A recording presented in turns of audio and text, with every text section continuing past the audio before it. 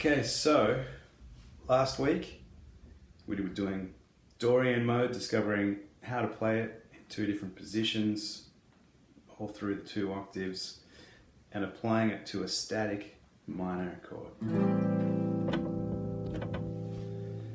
Okay, and so week one we had G major scale. Week two we had the second mode of the major scale. Okay, A Dorian. And then we briefly spoke about the Mixolydian scale, which is our next one on the list. It's not in chromatic in order, it's actually the fifth mode. Alright, but in terms of usage for us as guitar players, it's probably the correct order. So let's tune. Always good to tune, especially when you're playing a Les Paul. So we'll start with D. Good. A. E. G. B. And E. Alright, so Mixolydian is the fifth mode of the major scale. So if we go up the G scale, we go G, A, B, C, D. So that means we're playing a D Mixolydian.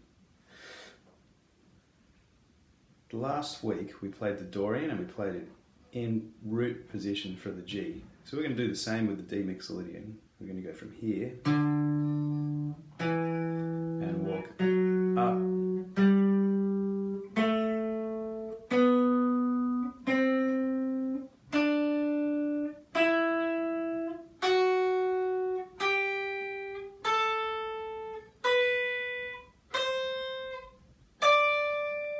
Two octaves. So that's how it sounds, but we want to actually move it to its own position, starting on the D note here. Okay. And put the metronome at 70 and give each note 4 beats, walk through it. Okay, so we're playing in ninth position on the guitar. So we've got our fingers there lined up from the ninth fret.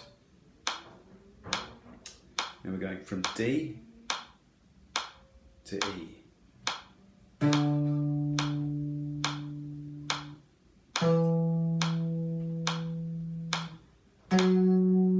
F sharp,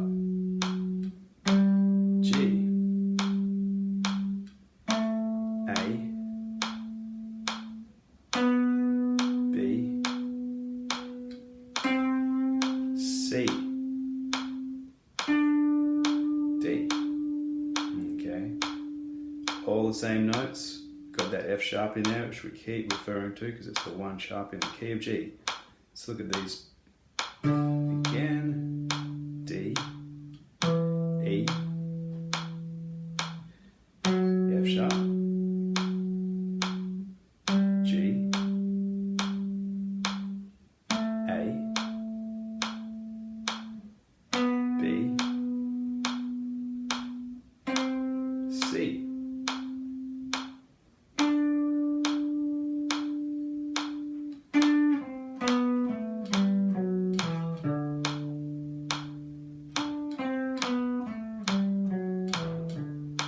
Okay, first octave.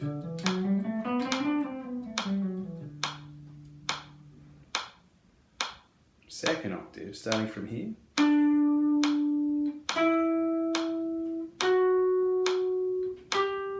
Okay, position shift. I'm going to do that a little slower.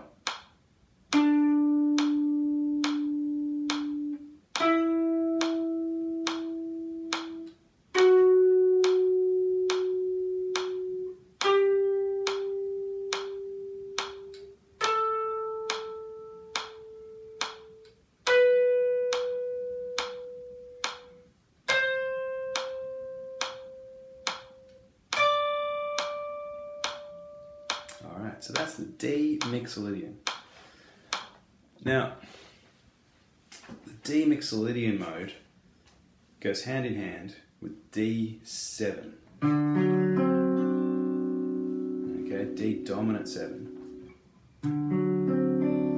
Now the chord theory behind this we'll discover in a later video because we're dealing with modes today. But this is the chord. If you want to put a static chord down to solo over, it's D7. Okay, so we're going to play that as a C chord, move it up, and then little finger, 5th fret on the G string. Okay. We can play the high E, but for this purpose today, just play 4 strings. Okay. So, pause the video there, record yourself, or I'll play the static D7 for a little section, and okay, walk through the Mixolydian mode using those rhythmic variations and different tools that we've been doing over each one. So quavers, triplets, okay, and also this time try incorporating some vibrato on your end notes.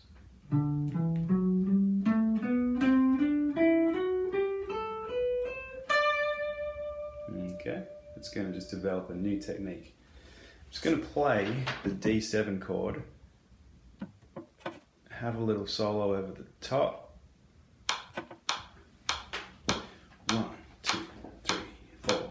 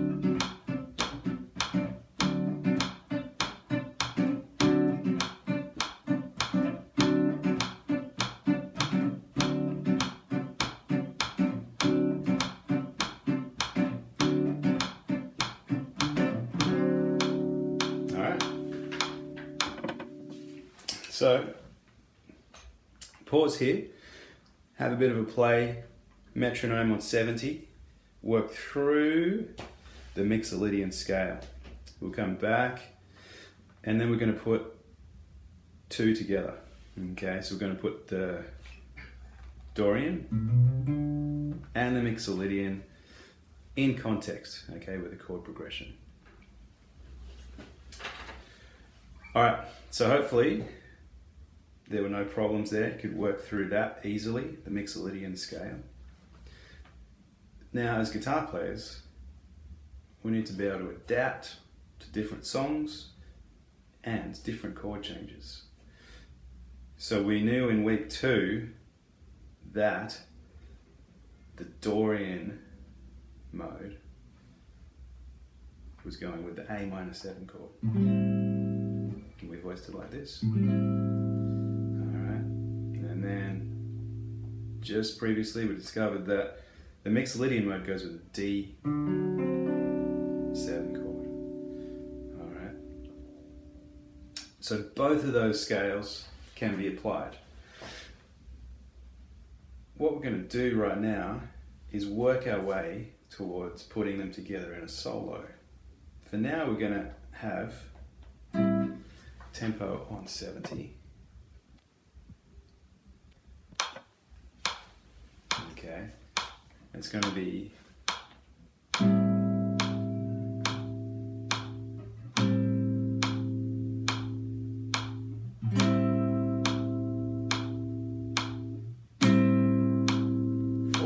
of A minor 7.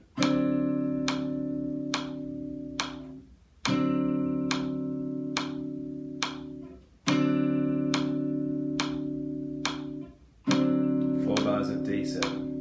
Okay. And what I want you to do is play the Dorian scale for 4 bars over the A minor, and then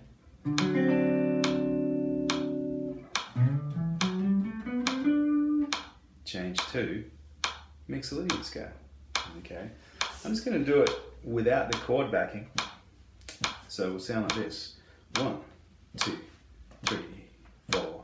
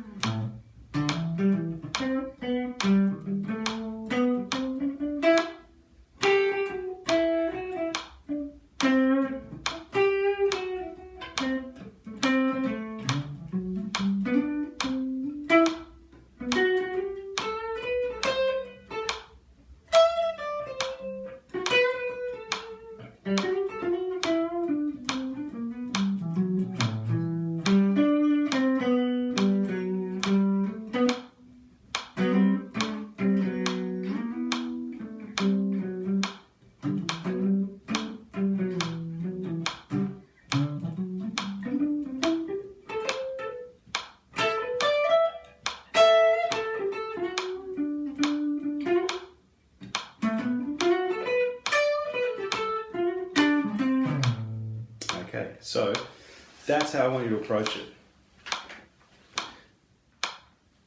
Moving through, keeping a beat, all right, and hearing the chords behind it. It's good to practice without the chords so that you can actually hear through your playing the chord changes, all right. So do both. Practice with the chords and then maybe switch them off and play just without them, just with the beat. And there's a fair bit to do in that this week, okay, getting through those changes. And if that starts getting really, really proficient, and then move it down also into the G major scale, so you can play the G major over the top of all of them. Because we know it's all the same notes, they're just in a different order. A different order gives you different characteristics in your playing. Different attitude, different notes on different strings makes you approach them differently. Okay, so it's an important thing to know where to play for each song. What I'll do is I'll just lay down a couple of those chord changes. All right. Well, I'll demonstrate what they are. We're just going A minor 7 like we did in week 2. D7 like we looked at today. It's an easy transition because your fingers stay in that position. And then we add these guys. So when you record yourself playing these chords, you can do it in 2-bar intervals or in 4. Depends on how you feel. It's going to be good.